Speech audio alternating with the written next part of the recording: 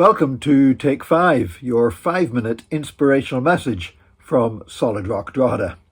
I'm Nick Park, and I was recently teaching an online Bible study for Solid Rock Church, and looking at the book of Acts, and we were in Acts chapter 20, and there's a great passage in Acts chapter 20 which is Paul's farewell to the Ephesian elders whenever he's on his way to Jerusalem, and he wants to meet with the church at Ephesus, but he's not able to get to Ephesus, so the elders of the church traveled out to meet with Paul as he stops off on his journey.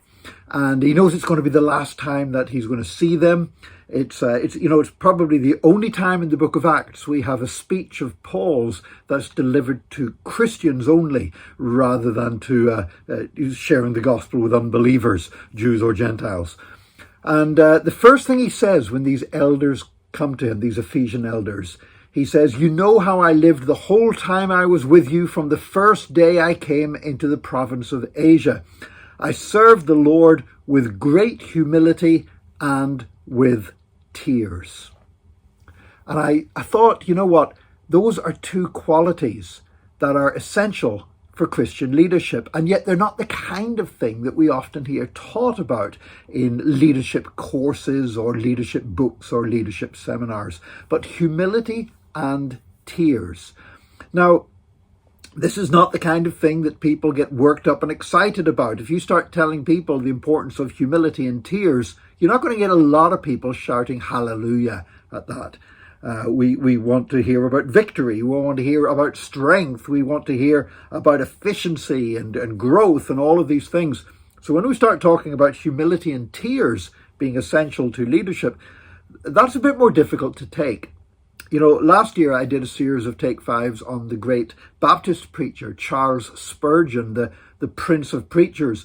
And one of those I dealt with the subject of the fact that he struggled with depression all through his ministry, sometimes severe, almost crippling depression.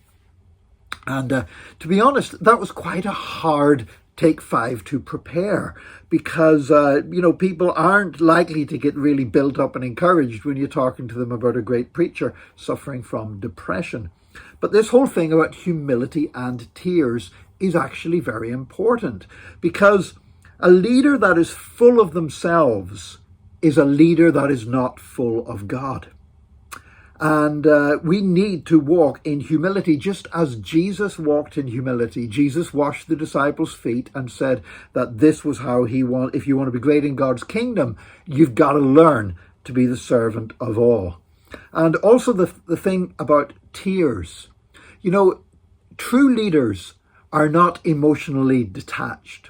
True leaders are emotionally invested in the people that they are leading, and they are emotionally invested in the message that they are sharing.